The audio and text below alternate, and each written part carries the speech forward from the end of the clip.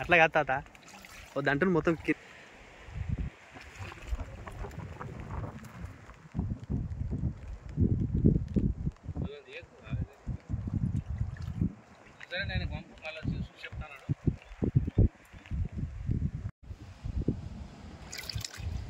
వర్షాల వల్ల నా పేరు సంగమేశ్వర్, గ్రామం దాచారం, మండల్ వికారాబాద్, జిల్లా వికారాబాద్.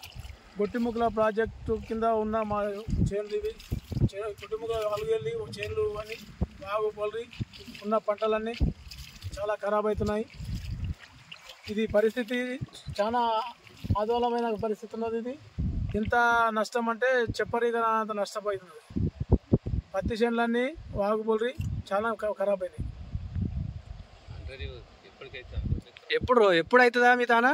ఇది 2 ఏళ్ళకి ఒకసారి 3 ఏళ్ళకి ఒకసారి ఇదే పరిస్థితి ఉన్నది. Okay okay. ఇంకా కింద కూడా ఇంకేమైనా వస్తుందా? ఇట్లనే బట్టి కింద దాకా మొత్తం కనీసం అన్న ఒక 50-60 ఎకరాల భూమి ఇదే పరిస్థితి. ఒక్కటి కాకుండా మొత్తం ఖరాబ్ అయిపోతుంది మీ ఊర్లో. ఇదే పరిస్థితి.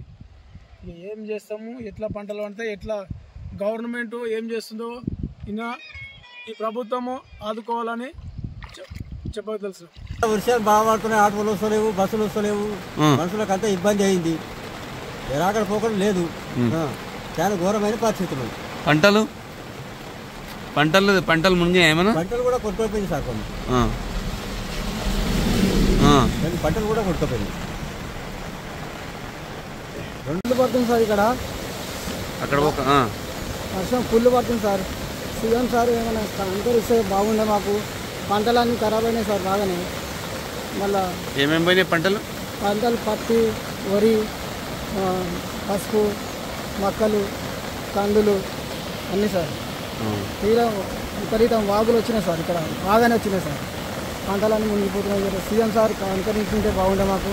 అందుకని సీఎం సార్ వేడుకుంటున్నాం సార్. మేము అందరం అలా అని కోరుతున్నాం.